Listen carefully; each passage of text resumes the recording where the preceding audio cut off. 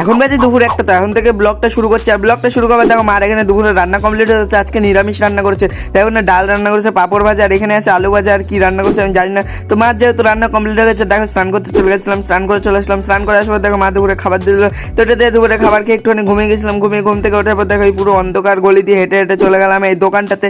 এই দোকান থেকে দেখো নিয়ে আসলাম সবার মধ্যে 10 টাকা দামে একটা দুধের প্যাকেট আর একটা চা পাতা। আর নিয়ে এসেছি দেখো অনেক কিছু।